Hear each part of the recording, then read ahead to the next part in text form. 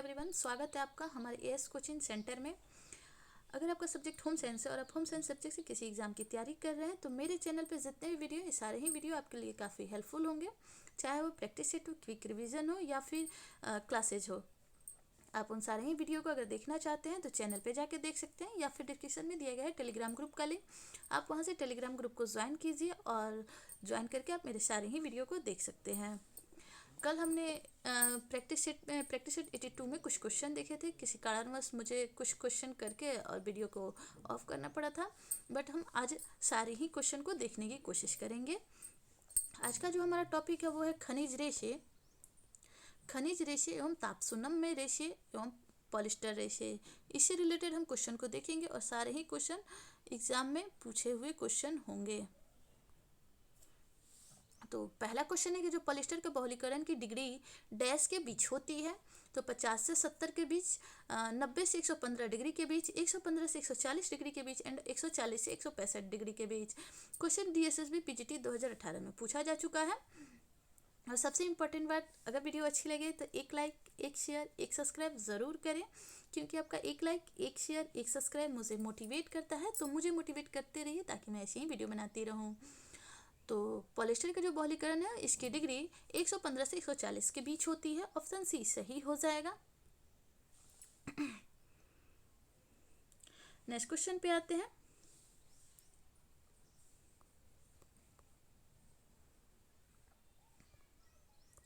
Next question हमारा कि निम्नलिखित में से कौन सा एक एकल परिचालक द्वारा एक बार में सैकड़ों कपड़े समाप्त कर सकता है। ऑप्शन ए है कैराउशल जिंस फिनिशर, ऑप्शन बी है स्टीम डॉली, ऑप्शन सी है tunnel freshener and option D है कि ट्यूशन काउंटर मेज। DSSB PGT 2018 का ये क्वेश्चन है। कौन सा एकल परिचालक है जो कि एक बार में सैकड़ों कपड़े समाप्त कर सकता है। समाप्त करने का मतलब एक बार में सैकड़ों कपड़ों को फिनिशिंग दे सकता है, तो वो है option number C, tunnel finisher. Next question पे आते हैं।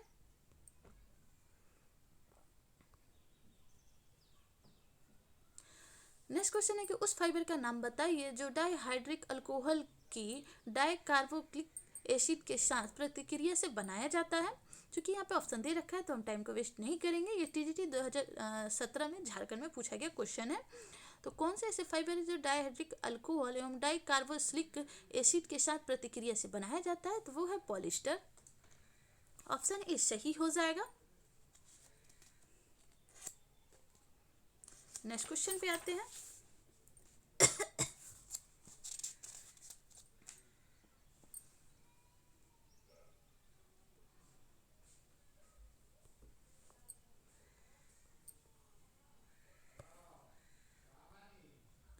नेक्स्ट क्वेश्चन है, ये GIC 2017 में पूछा गया क्वेश्चन है।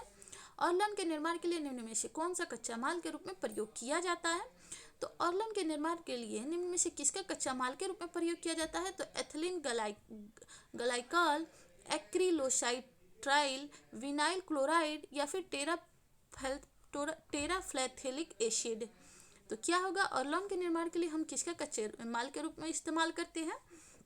यहाँ पे आंसर बी सही हो जाएगा। और नल के निर्माण के लिए हम एक्रिलोसाइट्राइल का इस्तेमाल करते हैं। और अरलन एक एक्रिलिक रेशा है। इसमें कार्बन, हाइड्रोजन, ऑक्सीजन और नाइट्रोजन के अणु पाए जाते हैं। नेक्स्ट क्वेश्चन पे आते हैं।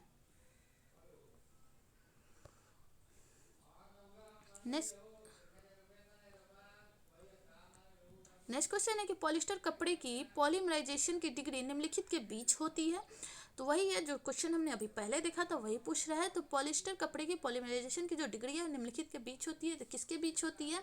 UGC नेट 2012 के ये पेपर का क्वेश्चन है। 50 से 70, 90 से 115, 115 से 140 या फिर 140 से 165। तो जो पॉलिस्टर के कपड़े की पॉलीमराइजेशन की जो डिग्री है वो निम्नलिखित में से किसके बीच होती है। तो यहाँ ऑप्शन सी सही हो जाएगा, 115 से 140 डिग्री के बीच होती है। और कई बार एग्जाम में ये क्वेश्चन पूछा जाता है कि पॉलिस्टर रेशे के निर्माण के लिए किसका उपयोग कच्चे सामग्री के रूप में करते हैं। तो वो हो जाएगा पेट्रोलियम।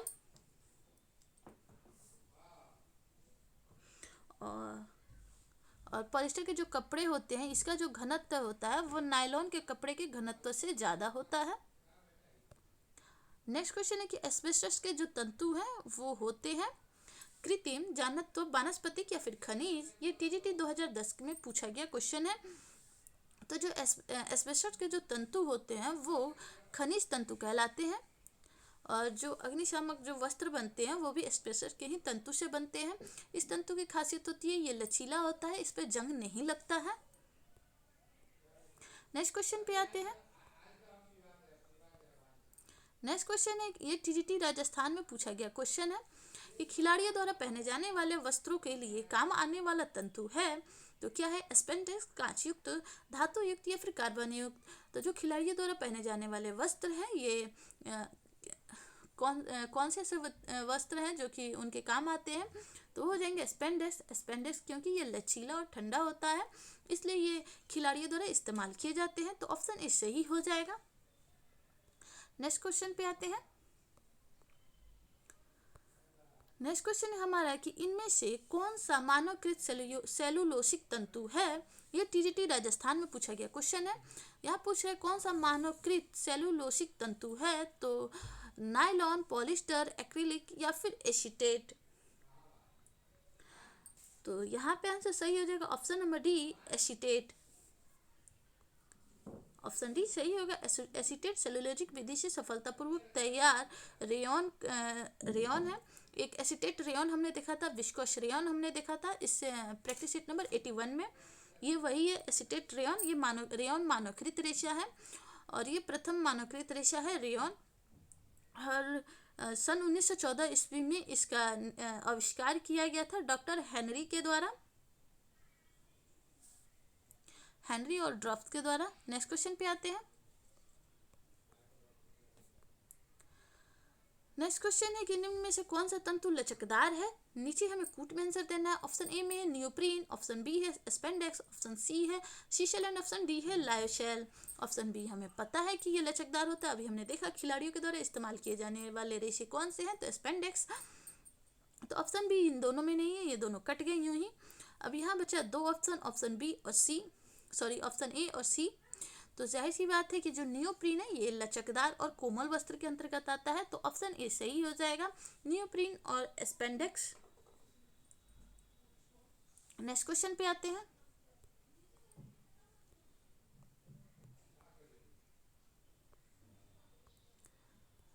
नेक्स्ट क्वेश्चन है कि आधारीय वस्त्रों के लिए निम्नलिखित तंतुओं में से कौन सा तंतु प्रयोग किया जाता है? तो जाहिर सी बात है वही क्वेश्चन फिर से पूछ रहा है, आधारीय वस्त्रों के लिए कौन से तंतुओं का प्रयोग किया जाता है? जो स्ट्रेचेबल हो, कोमल हो, सॉफ्ट हो, हम ऐसे कपड़ों का उपयोग करेंगे। और अभी हमने देखा था कि खिलाड़ी कौन से रेशे का प्रयोग करते हैं, इससे पहले भी हमने एक दो और क्वेश्चन देखा। तो यहाँ हो जाएंगे ऑप्शन ए स्पेंडेक्स। आधारीय वस्त्रों के लिए हम स्पेंडेक्स तंतुओं का प्रयोग करते हैं। नेक्स्ट क्वेश्चन पे आते हैं। नेक्स्ट क्वेश्चन है एस्बेस्टस डैश रेशा है। क्वेश्चन वही है, ऑप्शन चेंज है। तो एस्बेस्टस कैसा रेशा है? खनिज रेशा है, प्राकृतिक रेशा है, थर्मोप्लास्टिक रेशा है या फिर नॉन थर्मोप्लास्टिक रेशा है? ये टीजीटी 2019 में पूछा गया क्वेश्चन है। तो यहाँ पे हो जाएंगे ऑप्शन नंबर ए खनिज रेशा है। एस्बेस्टस एक खनिज रेशा है। एस्बेस्टस के रेशे से वस्त्र बनाए जाते हैं और यह दक्षिण अमेरिका, कनाडा और इटली में स्थित विभिन्न चट्टानों के रूप में पाए जाते हैं। विभिन्न प्रक्रियाओं द्वारा इनके चट्टानों से रेशे निकाले जाते हैं और इनके जो रेशे होते हैं वो महीन, कोमल, श्वेत, लंबे, लचीले और मजबूत होते हैं। और प्राय प्लाई सूत से इनसे धागे का निर्माण किया जाता है। पूछा जा सकता है कि एस्बेस्टस के धागे का निर्माण कैसे किया जाता है? तो प्लाई सूत से एस्बेस्टस के धागे का निर्माण किया जाता है।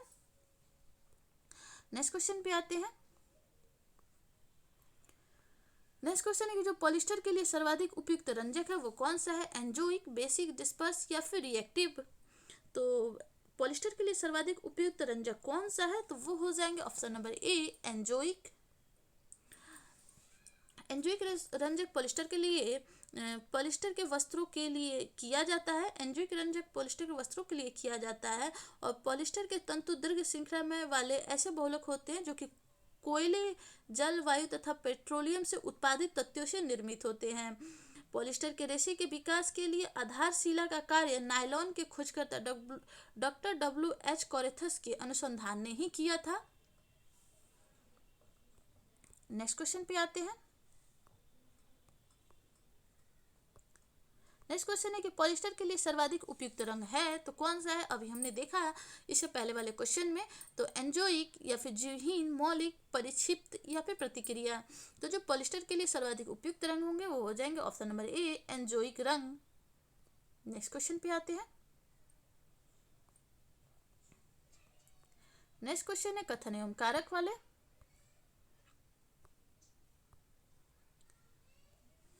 कथन में दे रखा है कि पॉलिस्टर के रेशे की पहचान करने के लिए नायलॉन तथा एक्रेलिक की उपस्थिति को उसे गर्म फिनॉल तथा शांत नाइट्रिक एसिड में घोलकर नकारना आवश्यक है। कारण में दे रखा है कि जो पॉलिस्टर है वो गर्म फिनॉल तथा शांत नाइट्रिक एसिड दोनों में अविलय होता है। नीचे कूट में हमें आंसर देना है, तो यहाँ आंसर हो जाएंगे ऑप्शन नंबर सी, ए और आर दोनों ही सही है। पॉलिस्टर के रेशे की पहचान करने के लिए नायलॉन तथा एक्रेलिक की उपस्थिति में उसे गर्म फिनॉल तथा शांत नाइट्रिक एसिड में घोलना चाहिए। एंड कारण में दे रखा है कि जो पॉलिस्टर गर्म फिनॉल तथा सांद्र नाइट्रिक एसिड दोनों में अविलय होता है।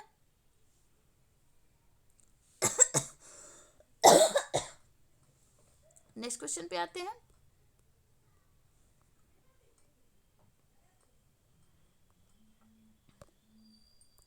नेक्स्ट क्वेश्चन पे आते हैं कि जो सूती पॉलीमर में मुख्य रासायनिक समूह है, तो सूती पॉलीमर में मुख्य रासायनिक समूह कौन सा है। तो यहाँ ऑप्शन सी सही हो जाएगा। कार्बोक्स समूह सूती पॉलीमर का मुख्य रासायनिक समूह है। जो कार्बोक्स समूह है ये सूती पॉलीमर का मुख्य रासायनिक समूह है। ऑप्शन सी सही हो जाएगा। नेक्स्ट क्वेश्चन पे आते हैं।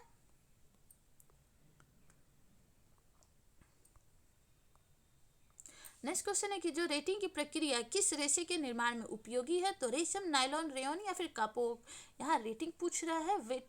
वेटिंग का प्रक्रिया हम रेशम के कपड़े पे करते हैं, क्योंकि जो रेशम के कपड़े होते हैं वो काफ़ी लाइट वेट हो जाते हैं। जब हम इन्हें वस्त्र के रूप में काफ़ी फिनिशिंग करने के बाद तो लास्ट जो फिनिशिंग होता है हम उस पर वेटिंग वाली फिनिशिंग करते हैं। बट जो रेटिंग की प्रक्रिया ये रेयॉन पे हम करते हैं। ऑप्शन सी सही हो जाएगा, रेयॉन। ये जीआईसी प्रवक्ता एग्जाम 2012 और 2013 दोनों में पूछा गया है। तो रेटिंग की प्रक्रिया किस रेशे के निर्माण में उपयोगी है, तो वो हो जाएंगे रेयॉन।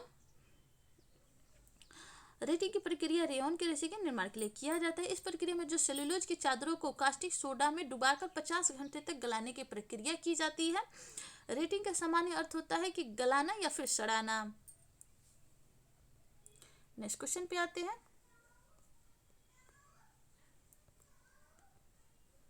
नेक्स्ट क्वेश्चन है कि जो पॉलिस्टर के रेशे घुलनशील है तो किस में, हाइड्रोक्लोरिक एसिड में, डाईमिथाइल फॉर्मोल्डिहाइड में, सल्फ्यूरिक एसिड में या फिर मेटाक्रेसोल में। तो जो पॉलिस्टर के रेशे हैं वो किस में घुलनशील है, तो ये हो जाएंगे मेटाक्रेसोल में। ऑप्शन डी सही हो जाएगा। पॉलिस्टर के रेशे लंबी कली वाले पॉलीमर होते हैं। इनका निर्माण पेट्रोलियम पदार्थ, कोयला, पानी, हवा आदि से किया जाता है। पॉलिस्टर रेशे के निर्माण के लिए सबसे पहले टेरिफ्लोलिन अमृत और इथिलीन ग्लाइकोल को आपस में मिलाया जाता है। ये निर्माण के लिए है कि इसके निर्माण के लिए हम किसको मिक्स करते हैं, तो इसके निर्माण होते हैं। बट ये पॉलिस्टर के जो रेशे होते हैं किस में घुलनशील होते हैं, वो हो जाएंगे मेटाक्रेसोल में। नेक्स्ट क्वेश्चन पे आते हैं। नेक्स्ट क्वेश्चन है, रेशा जो कि अग्नि से प्रभावित नहीं होता, अम्ल का असर नहीं होता, वह प्लायबल है। वो है कौन सा है, शीशा, सोना, एस्बेस्टस या फिर डेक्रॉन। ये जीआईसी प्रवक्ता में पूछा गया क्वेश्चन है। तो जाहिर सी बात है जो खनिज रेशे होंगे, ये मैंने बहुत पहले ही बता रखा है, जो अग्निशामक होते हैं वो कैसे रेशे का प्रयोग करते हैं, तो एस्बेस्टस के रेशे का प्रयोग करते हैं। इससे रिलेटेड क्वेश्चन आ चुका है।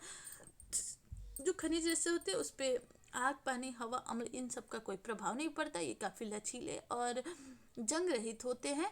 तो एस्बेस्टस के रेशे हो जाएंगे।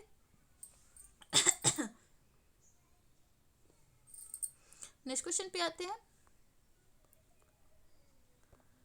नेक्स्ट क्वेश्चन है कि जो पॉलिस्टर बनता है वो कैसे बनता है। अभी हमने इससे पहले एक क्वेश्चन देखा था पॉलिस्टर किस में घुलनशील है, तो मेटाक्रेसोल में घुलनशील होता है। उसी समय मैंने आपको बताया था कि जो पॉलिस्टर है इसका निर्माण किससे होता है, तो टेरिफ्लोलिन अम्ल और इथिलीन ग्लाइकोल को आपस में मिलाने से। तो यहाँ देखते हैं ऑप्शन में क्या दे रखा है। यहाँ चूंकि कूट को चेंज किया गया है, यहाँ पे हो जाएगा option number B di hydric alcohol और डाई कार्बोक्सिलिक अम्ल। ऑप्शन बी सही हो जाएगा।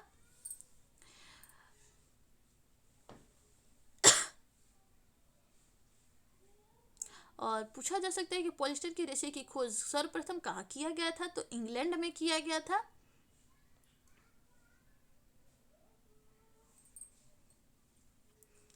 और जो इंग्लैंड के वैज्ञानिक थे जो इसकी खोज की थी, उन्होंने तब उन्होंने जो पॉलिस्टर के रेशे हैं इसका नाम टेरिलीन रखा था। नेक्स्ट पे आते हैं।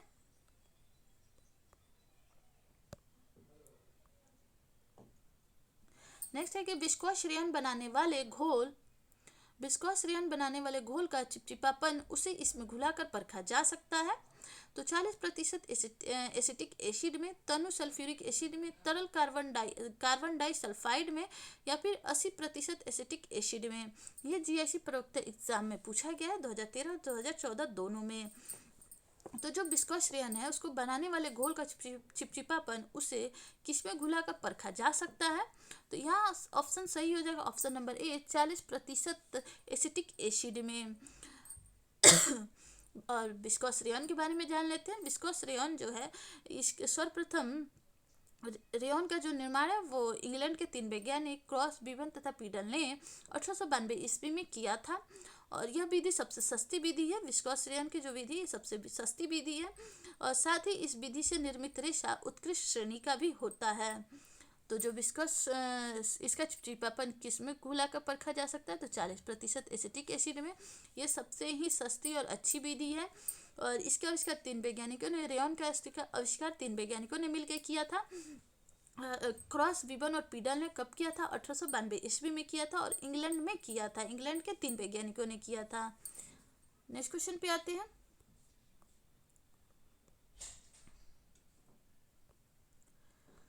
नेक्स्ट क्वेश्चन है कि जो रेटिंग प्रक्रिया किसकी बनाने की प्रक्रिया है। रेटिंग प्रक्रिया किसकी बनाने की प्रक्रिया है, तो सिल्क, नायलॉन, रेयन या फिर कपोक।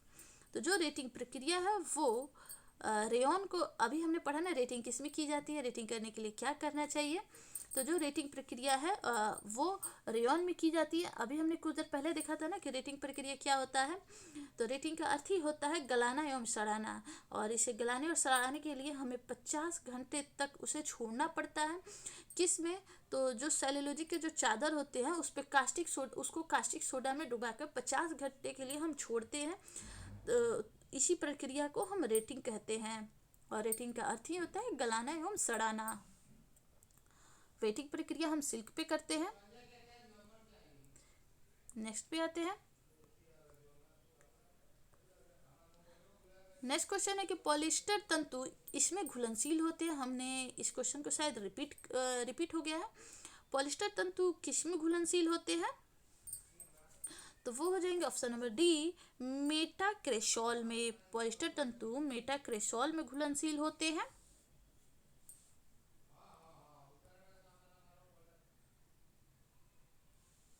और पॉलिस्टर तंतु पूछा जाए तो ये कैसा रेशा है, तो ये एक कृत्रिम रेशा है जिसका उपयोग वस्त्र बनाने के लिए किया जाता है। और पॉलिस्टर बहुलकों में जो पॉली मतलब एथिलीन टेरिफ्लेथेलेट मुख्य बहुलक है। पॉली मुख्य बहुलक है जिसे कि हम टेरिलीन, डेक्रॉन और माइलर के नाम से भी जानते हैं। और पॉलिस्टर तंतु में जो एम क्रिसोल में घुलनशील होता है। पॉलिस्टर तंतु एम क्रिसोल मतलब कि मेटाक्रिसोल, इसको शॉर्ट फॉर्म में ऐसे भी लिख के क्वेश्चन में आ सकता है, एम क्रिसोल। बाकी के स्पेस नहीं है, आप समझ सकते हो। बस इसको इसके जगह एम लगा दो, इसको हटा के एम क्रिसोल। नेक्स्ट क्वेश्चन पे आते हैं। नेक्स्ट क्वेश्चन है कि जो पहला मानव निर्मित रेशा है वो कौन सा है, तो ऑर्लॉन, डेक्रोन, रेयॉन या फिर नायलॉन? इस क्वेश्चन को मैं बहुत बार पहले भी करा चुकी हूँ। यहाँ पहला मानव निर्मित रेशा पूछ रहे हैं तो वो हो जाएंगे ऑप्शन नंबर डी, नायलॉन। मानव द्वारा पहला निर्मित रेशा नायलॉन है, जिसको सन 1884 ईस्वी में पहली बार बनाया गया था। नायलॉन का प्रयोग मुद्रण के क्षेत्र में भी किया जाता है। मुद्रण मतलब कि रुपये के क्षेत्र में भी किया जाता है। नेक्स्ट क्वेश्चन पे आते हैं। प्राकृतिक रेशा है तो कौन सा है? एस्बेस्टस, नायलॉन, ऑर्लॉन या फिर इनमें से कोई नहीं। तो प्राकृतिक रेशे के अंतर्गत कौन सा आएगा? तो वो हो जाएगा ऑप्शन नंबर ए, एस्बेस्टस। प्राकृतिक रेशा एस्बेस्टस रेशा है। प्राकृतिक में ये खनिज रेशे के अंतर्गत आता है। नेक्स्ट क्वेश्चन पे आते हैं।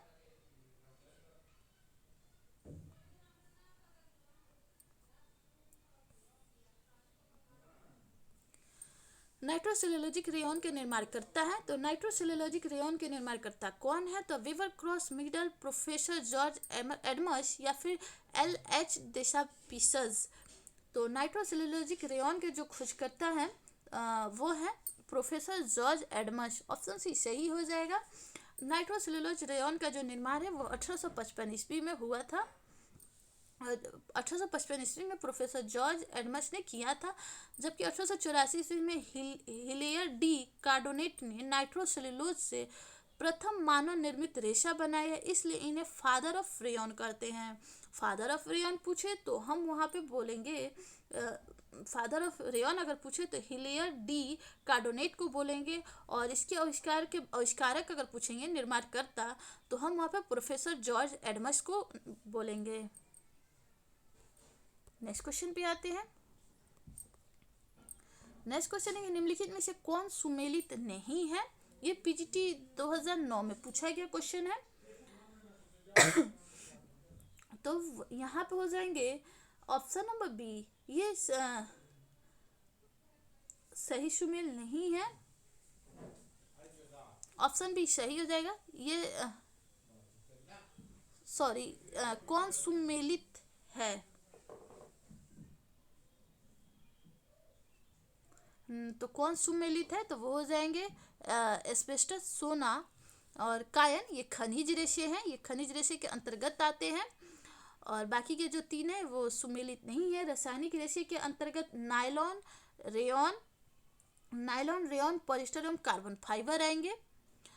और जानत्व रेशे के अंतर्गत ऊन और रेशम आएंगे, शीशल नहीं आएगा। और वानस्पतिक रेशे के अंतर्गत नीलन, वानस्पतिक रेशे के अंतर्गत कपास, पटसन, ऊन, ये कपास, पटसन, शीशल, ये सब आ जाएंगे। नेक्स्ट पे आते हैं। नेक्स्ट क्वेश्चन है हमारा, निम्नलिखित में से कौन सा प्राकृतिक तंतुओं का प्रकार नहीं है? तो पादप तंतु, खनिज तंतु, प्राणिज तंतु या फिर वनस्पतिक तंतु। ये PGT 2005 में पूछा गया क्वेश्चन है। तो प्राकृतिक तंतुओं का प्रकार नहीं है, तो वो कौन सा प्राकृतिक तंतुओं के प्रकार नहीं है?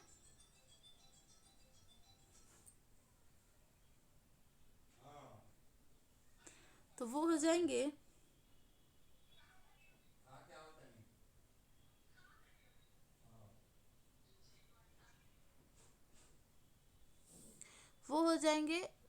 निम्नलिखित में से कौन से प्राकृतिक तंतुओं के प्रकार नहीं है?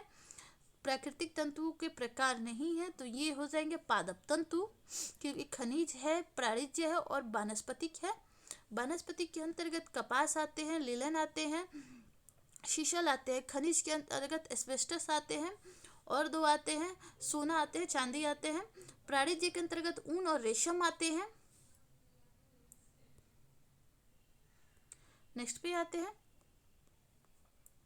नेक्स्ट है कि कृत्रिम रेशम के अंतर्गत निम्नलिखित कपड़े आते हैं। तो खादी के कपड़े, हैंडलूम के कपड़े, नायलॉन के कपड़े या फिर शहतूत के कपड़े। ये PGT 2005 में पूछा गया है। तो कृत्रिम कपड़े के अंतर्गत निम्नलिखित कपड़े नहीं आते हैं, यहाँ पे नहीं होना चाहिए। सॉरी, यहाँ पे कृत्रिम कपड़ा पूछ रहा है ना, प्राकृतिक कपड़े नहीं पूछ रहा है। तो कृत्रिम कपड़े के अंतर्गत नायलॉन के कपड़े आ जाएंगे, क्योंकि इसमें 1% सेलुलोज की मात्रा नहीं होता है और ये एक मानव निर्मित रेशा है। जिन रेशों का निर्माण मनुष्य द्वारा स्वयं किया जाता है उसे हम कृत्रिम रेशा कहते हैं। कृत्रिम रेशा के अंतर्गत नायलॉन तथा इससे बने वस्त्र, पॉलिस्टर, टेरिकॉट आदि आते हैं। जबकि कपास, पशम, रेशम तथा ऊन आदि पौधे एवं जंतुओं से प्राप्त होते हैं, तो ये प्राकृतिक रेशे कहे जाते हैं। धातव्य रेशे कपड़े प्राकृतिक अथवा कृत्रिम स्रोतों से प्राप्त रेशों से बनाए जाते हैं। तो ये जो नायलॉन है ये कृत्रिम रेशे के अंतर्गत आता है। नेक्स्ट क्वेश्चन पे आते हैं कि निम्नलिखित में से कौन परिवर्तित सेलुलोजिक रेशा है? तो एसीटेट, एक्राइलिक, रेयॉन या फिर नायलॉन। तो कौन ऐसा रेशा है जो कि परिवर्तित रेशा है? तो वो हो जाएंगे option number C, rayon. Rayon एक परिवर्तित सेलुलोजिक रेशा है। रेयॉन सेलुलोज कागज की लुगदी या कास्ट को ठंडे सोडियम हाइड्रोक्साइड तथा कार्बन डाइसल्फाइड से उपचारित कर बनाया जाता है। इसका उपयोग कपड़ा बनाने, कालीन बनाने या फिर जाली बनाने में किया जाता है। रेयॉन का निर्माण रेशम को देख के किया गया था, इसलिए हम इसे कृत्रिम रेशम के भी नाम से जानते हैं। नेक्स्ट क्वेश्चन पे आते हैं। नेक्स्ट क्वेश्चन है कि जो नायलॉन के तंतु की विशेषता है तो क्या है? चमक, तनाव, सामर्थ्य, प्रत्यास्थ या फिर इनमें से सभी। तो चूंकि नायलॉन एक कृत्रिम रेशा है तो इसकी जो विशेषता है ये सारे ही हैं। नायलॉन को हम मैजिकल फाइबर के भी नाम से जानते हैं, क्योंकि इसे धोने, पहनने और सुखाने में हमें ज़्यादा इफर्ट्स नहीं डालने पड़ते हैं। नेक्स्ट क्वेश्चन पे आते हैं।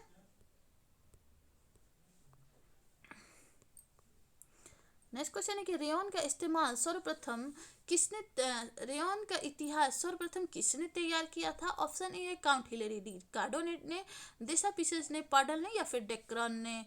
पीजीटी 2004 में पूछा गया क्वेश्चन है। तो रेयॉन का इतिहास सर्वप्रथम किसने तैयार किया था या फिर रेयॉन का फादर कौन है ये पूछे तो यहाँ पे हम काउंट हिलेरी डी चार्टोनेट लगाएंगे। लेकिन रेयॉन का निर्माण किसने किया था यहाँ हम अभी मैं बताती हूँ। अभी मैंने इससे पहले जो एक क्वेश्चन बताया था उसमें मैंने ये बता रखा था कि रेयॉन का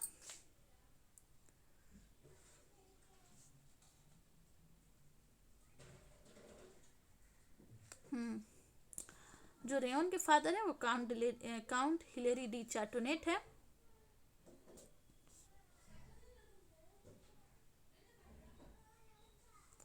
अभी मुझे मिल नहीं रहा है, जब मुझे मिलेगा मैं फिर से, या फिर आप वीडियो के बैक में जाकर देख सकते हैं, वहाँ पे क्या बताया गया है।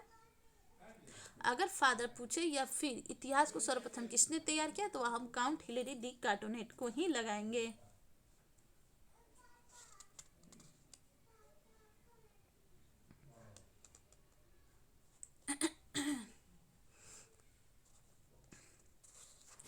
नेक्स्ट क्वेश्चन पे आते हैं।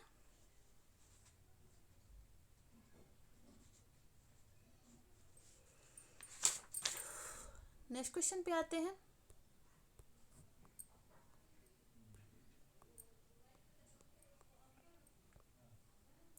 एक प्लास्टिक रेशा है तो रेयॉन, नायलॉन, ऑर्लन या फिर डेक्रॉन। पीजीटी 2004 में पूछा गया है। तो प्लास्टिक रेशा कौन सा है? तो ये हो जाएंगे ऑप्शन नंबर सी, ऑर्लन। ऑर्लन एक प्लास्टिक या एक्रेलिक रेशा का उदाहरण है। एक्रेलिक फाइबर या सिंथेटिक फाइबर पॉलीएक्रिलोनाइट्राइड नामक बहुलक के मोनोमर से बनता है। डुई पामंट ने 1941 में पहला एक्रेलिक फाइबर को बनाया, जिसे उन्होंने ऑर्लन नाम का ट्रेडमार्क दिया। जबकि रेयॉन, नायलॉन तथा डेक्रॉन आदि संश्लेषित रेशे के उदाहरण हैं। ये सारे ही संश्लेषित रेशे के उदाहरण हैं, लेकिन ये एक प्लास्टिक रेशे का उदाहरण है। नेक्स्ट क्वेश्चन पे आते हैं।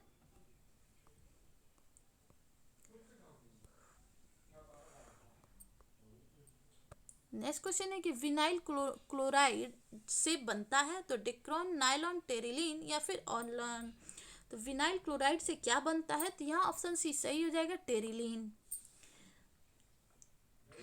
टेरिलीन एथिलीन ग्लाइकॉल और टेरिप्लेथेनिक एसिड जो कि पेट्रोलियम से प्राप्त होता है।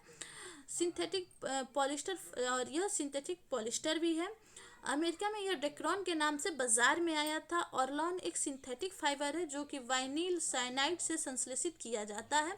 इसे एक्रिलिक भी कहते हैं, जबकि नायलॉन पॉलीएमाइड रेशे का उदाहरण है। इसे मानव द्वारा संश्लेषित प्रथम रेशा माना जाता है। नेक्स्ट क्वेश्चन पे आते हैं। नेक्स्ट क्वेश्चन हमारा कि जो रेयॉन को धोने वाले डिटर्जेंट में होना चाहिए, तो एसिड, अल्कोहल, इनमें से कोई नहीं या फिर ये दोनों। तो रेयॉन को धोने वाले डिटर्जेंट में क्या होना चाहिए?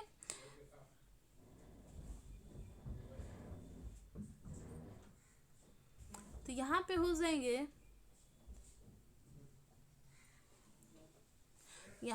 ऑप्शन नंबर सी, इनमें से कोई नहीं। रेयॉन के जो कपड़े होते हैं उसे धोने के लिए हमें एसिड और अल्कोहल इनमें से किसी का भी प्रयोग नहीं करना चाहिए, क्योंकि रेयॉन जो है वो एक प्रकार का सेलुलोजिक रेशा है, जिससे बने जो वस्त्र होते हैं वो उसकी सतह जो होती है वो चिकनी होती है, और चिकनी होने के कारण इसमें जो धूल कण है वो सटते नहीं हैं।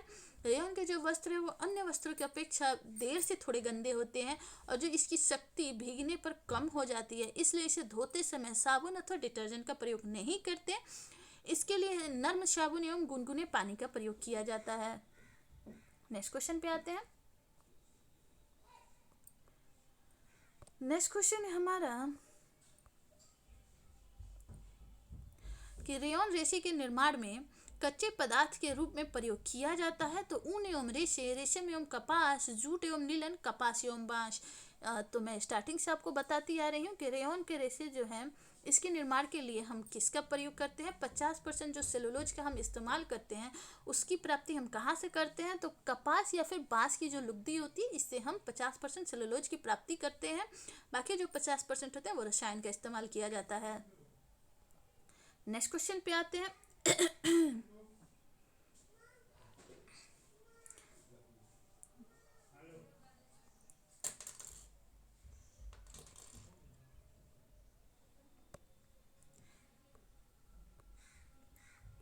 नेक्स्ट क्वेश्चन है कि निम्न में से कौन सा मानव निर्मित तंतु है? तो लिनन, रेयॉन, सिल्क या फिर हेम।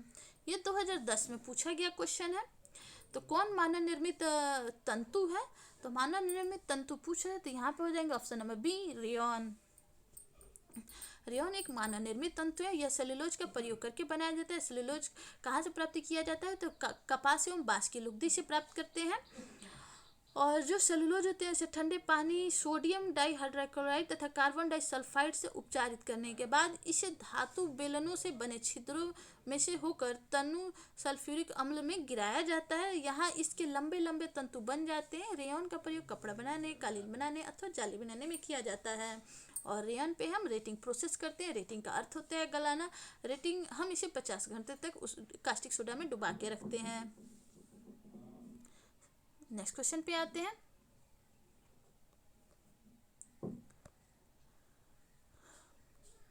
ये टीडीटी 2013 में पूछा गया क्वेश्चन है कि कीड़ों तथा फफूंदी से निम्नलिखित में से कौन सबसे कम प्रभावित होता है?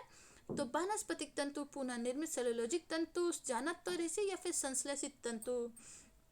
तो यहाँ पे कौन सा आंसर सही हो जाएगा? तो यहाँ पे हो जाएगा ऑप्शन नंबर डी, संश्लेषित तंतु। कीड़ों तथा फफूंदी से संश्लेषित तंतु सबसे कम प्रभावित होते हैं। संश्लेषित तंतु कीटाणु या फफूंदी आदि का प्रतिरोधक है, जिससे कि इन तंतुओं से बने वस्त्रों को संग्रह करने में सरलता तथा मितव्ययिता होती है, मतलब कि दिक्कतें कम आती हैं। नेक्स्ट क्वेश्चन पे आते हैं। ये टीडीटी 2013 में पूछा गया क्वेश्चन है। हेक्सामिथिलीन डाइअमीन व एडिपिक अम्ल का बहुलक है नायलॉन 11, नायलॉन 6, नायलॉन 6 या फिर नायलॉन 610। तो यहाँ पूछ रहा है हेक्सामिथिलीन डाइअमीन और एडिपिक अम्ल किसका बहुलक है? तो यहाँ पे हो जाएंगे option number C, nylon 6। Nylon 6 synthetic polymer परिवार के अंतर्गत आता है, जिसे पॉलीमाइड कहा जाता है। यह हेक्सामिथिलीन डाइअमीन तथा एडिपिक अम्ल के बहुलीकरण से प्राप्त पॉलीमर है। इसकी सर्वप्रथम खोज 1935 में आर्थर कैरेथस ने किया था। इसके तंतु रेशमी, चमकदार, मजबूत तथा हल्के होते हैं, अतः इनका प्रयोग बृहद पैमाने पर वस्त्र उद्योग में किया जाता है। नेक्स्ट क्वेश्चन पे आते हैं। रासायनिक रूप से नायलॉन है तो पॉलिस्टर है, पॉलीएमाइड है, पॉलीएक्राइलोनाइट्राइल है या फिर इनमें से कोई नहीं। ये टीडीटी 2013 में पूछा गया क्वेश्चन है। तो रासायनिक रूप से नायलॉन क्या है? तो ये हो जाएंगे option number B, polyamide. Nylon polyamide रेशे का उदाहरण है। नायलॉन ऐसे छोटे कार्बनिक अणुओं के बहुलीकरण प्रक्रिया द्वारा बनाया जाता है। नायलॉन छोटे कार्बनिक अणुओं के बहुलीकरण प्रक्रिया द्वारा बनाया जाता है और नायलॉन मानव द्वारा संश्लेषित किया गया पहला रेशा है जिसका निर्माण सर्वप्रथम सन 1935 में किया गया था तथा व्यापारिक स्तर पे इसे 1939 ईस्वी में शुरू किया गया था। नायलॉन का उपयोग मछली पकड़ने वाले जाल, पैराशूट के कपड़े में, टायर में, दांत ब्रश, टूथब्रश तथा पर्वतारोहण के लिए रस्सी आदि बनाने में किया जाता है। जो नायलॉन के जो तंतु होते हैं वो बहुत ही मजबूत होते हैं, इसे हम मैजिक फाइबर के भी नाम से जानते हैं। नेक्स्ट क्वेश्चन पे आते हैं। एस्बेस्टस तंतु है, इस क्वेश्चन को बहुत बार पूछा जा चुका है और ये टीडीटी 2011 में पूछा गया क्वेश्चन है। तो एस्बेस्टस कैसा तंतु है? तो ये मिनरल तंतु है। मिनरल बोले, खनिज बोले, प्राकृतिक बोले। अगर प्राकृतिक और खनिज है तो हम खनिज को टिक करेंगे, लेकिन अगर खनिज नहीं है, प्राकृतिक है, तो हम अप्राकृतिक को टिक करेंगे। तो एस्बेस्टस कैसा रेशा है? तो एक मिनरल रेशा है। नेक्स्ट क्वेश्चन पे आते हैं। नेक्स्ट क्वेश्चन है कि इनको कृत्रिम रेशम भी कहते हैं। तो रेयॉन, नायलॉन, डेक्रॉन या फिर ऑर्लान। तो मैंने स्टार्टिंग में बता रखा है कि कृत्रिम रेशम के नाम से हम किसे जानते हैं? तो रेयॉन को। रेयॉन का निर्माण ही रेशम को देख के हुआ था। तो कृत्रिम रेशम के नाम से हम किसे जानते हैं? तो रेयॉन को।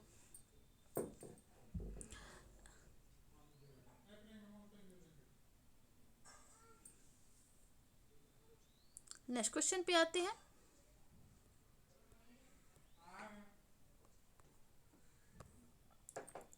ये भी क्वेश्चन 2011 में पूछा जा चुका है। निम्न में से किस तंतु में पानी सोखने की जो क्षमता है उसका अभाव होता है? तो सिल्क, ऊनी, सूती या फिर नायलॉन। तो ये टीजीटी 2011 में पूछा जा चुका क्वेश्चन है। तो यहाँ पे ऑप्शन सही हो जाएगा नायलॉन। जल्दी से सूखने की क्वालिटी के कारण ही हम नायलॉन को मैजिक फाइबर के नाम से जानते हैं। नायलॉन तंतु में किसी प्रकार का रंध्र नहीं होता, अतः इनमें सोखने की क्षमता भी नहीं होती। इन तंतुओं में अवशोषण क्षमता होती ही नहीं और इसी गुण के कारण नायलॉन के वस्त्र जो है वो धोने के तुरंत बाद सूख जाते हैं और इसी क्वालिटी के कारण हम इसे मैजिक फाइबर के नाम से भी जानते हैं। नेक्स्ट क्वेश्चन पे आते हैं। नेक्स्ट क्वेश्चन है कि निम्नलिखित में से कौन अग्नि प्रतिरोधी वस्त्र है? वही क्वेश्चन पूछ रहा है। लैश शील्ड, स्पेंडेक्स, नोमैक्स या फिर उपरोक्त में से कोई नहीं। तो कौन अग्नि प्रतिरोधी वस्त्र है? तो ये हो जाएंगे option number B, spandex. Next question पे आते हैं।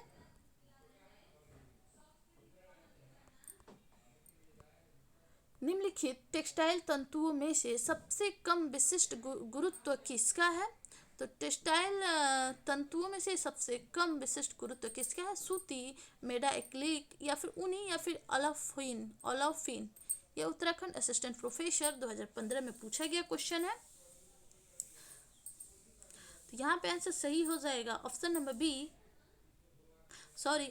डी, ओलाफिन।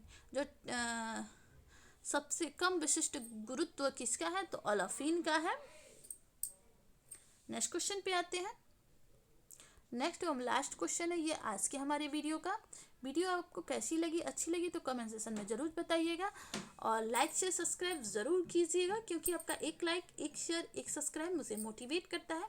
तो मुझे मोटिवेट करते रहिए ताकि मैं ऐसे ही वीडियो बनाती रहूं। तो जो आज का हमारा लास्ट क्वेश्चन है इसे हम देख लेते हैं कि निम्न में से कौन सा तंतु हाइड्रोफिलिक नहीं है? तो ऊन, एसीटेट, रेयॉन या फिर सूती। ये असिस्टेंट प्रोफेसर 2015 में पूछा गया क्वेश्चन है। तो यहाँ हाइड्रोफिलिक नहीं है तो वो हो जाएंगे एसीटेट रेशे। ऊन, रेयॉन, सूती आदि तंतु हाइड्रोफिलिक होते हैं, लेकिन पानी को अपनी ओर खींचते हैं। ये हाइड्रोफिलिक इसलिए होते हैं क्योंकि ये पानी की ओर अपनी ओर खींचते हैं, लेकिन जो एसीटेट तंतु होते हैं ये हाइड्रोफिलिक नहीं होते क्योंकि ये पानी को अपनी ओर नहीं खींचते हैं। तो ऑप्शन बी सही हो जाएगा। वीडियो अच्छी लगी तो लाइक से सब्सक्राइब ज़रूर करें। ये थे आज के हमारे कुछ क्वेश्चन खनिज तत्व और खनिज रेशे, तापसुनम रेशे और पॉलिस्टर से संबंधित कुछ क्वेश्चन थे जो कि प्रीवियस ईयर एग्जाम में पूछे जा चुके हैं। ऐसे ही आप प्रैक्टिस लगातार करना चाहते हैं तो चैनल को लाइक शेयर सब्सक्राइब ज़रूर करें। आपका एक लाइक, एक शेयर, एक सब्सक्राइब मुझे मोटिवेट करता है, तो मुझे मोटिवेट करते रहें, साथ में कमेंट्स करके भी बताएं कि आपको वीडियो कैसी लगी। मिलते हैं नेक्स्ट प्रैक्टिस सेट में, नेक्स्ट टॉपिक, नेक्स्ट अच्छे कुछ क्वेश्चन के साथ। Thanks for watching.